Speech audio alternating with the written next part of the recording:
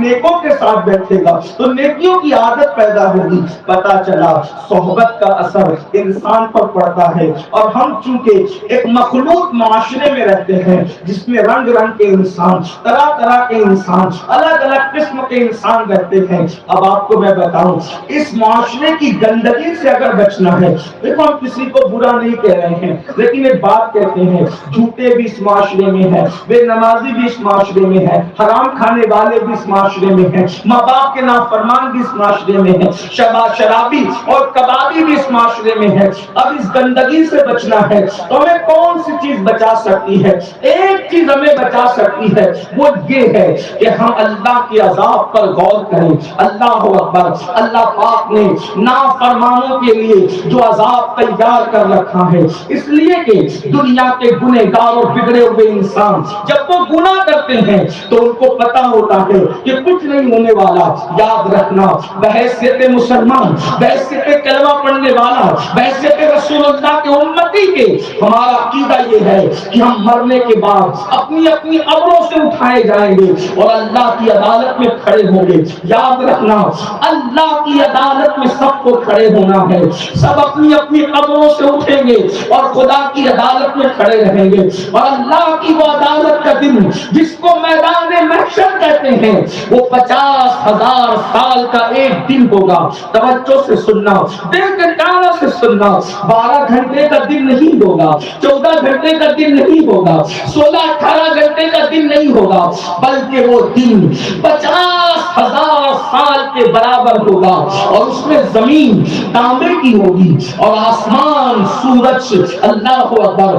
آسمان پہ جو سورج ہوگا، انسان کے سر اور سورج کے درمیان صرف 1 ہاتھ کا فاصلہ ہوگا. یہ اپنی طرف سے نہیں، یہ رسول اللہ صلی اللہ علیہ وسلم کا فرمان ہے. جس نبی کا ہم نے کلمہ پڑھا ہے، جس رسول کا ہم نے کلمہ پڑھا ہے، وہ رسول اعظم، رسول معظم، غیر کا نبی صلی اللہ علیہ وسلم بتا رہے ہیں انسان کے سر اور سورج کے درمیان قیامت کے دن صرف 1 ہاتھ کا فاصلہ ہوگا. آج سورج جو ہے وہ پیر کی طرف سے چمک رہا ہے، پشت کی طرف سے چمک رہا ہے، چوتھے آسمان سے چمک رہا ہے. اس دن سورج انسان کے سر پر رہے گا اور 1 ہاتھ کے فاصلے پہ رہے گا اور انسان کی وہ پشت کی طرف سے نہیں چمکے گا بلکہ وہ اپنے چہرے کی طرف سے چمکے گا. انسان کا دماغ اس کی ناک سے بہ کر کے نیچے گر رہا ہوگا، اس کے کانوں سے گر کر کے بہ رہا ہوگا، اس کی آنکھیں بہ بہ کر کے گر رہی ہوگی، اس کی زبان سوکھ کر کے لٹک رہی ہوگی. یہ اللہ کی عدالت کا حال ہے. 50,000 سال تک کے کھڑے ہونا ہے. اللہ اکبر. اس دن جواب دینا ہے، جو کرو گے جواب دینا ہے. اللہ کا اعلان ہے ان عذاب ربک لواقع. بے شک تیرے رب کا عذاب واقع ہو کر رہے گا. ما لہ من دافع. اور جب اللہ عذاب نازل کرنے کا فیصلہ کرے گا تو دنیا کی کوئی طاقت اللہ کے عذاب سے تمہیں بچا نہ سکے گی. کوئی طاقت اللہ کے عذاب سے بچا نہ سکے گی.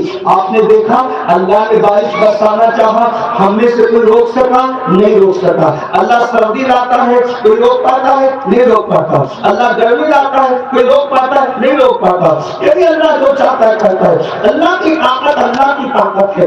پہلی بات آپ کو بحیثیت مسلمان اللہ کی طاقت کا اندازہ ہونا چاہیے. اللہ کتنی طاقت والا ہے. وہ نمرود کو مارنے کے لیے کوئی میزائل، کوئی بم، کوئی بندوق کی گولی، کوئی تلوار، کوئی کنکر، کوئی پتھر اس کو مقرر نہیں کرتا، بلکہ اللہ کی طاقت کا اندازہ کرو. رات کی تاریکیوں میں خدا کی نافرمانی کر کے اللہ کو جل کر چیلنج کرنے والوں، پاپ کر کے خدا کے غضب کو جو ہے وہ ابھارنے والوں، اللہ رب العزت کے جلال کو دعوت دینے والوں، اللہ کے غضب کو دعوت دینے والوں، سن لو وہ اللہ کروڑوں ماؤں سے زیادہ بندوں سے پیار کرتا ہے.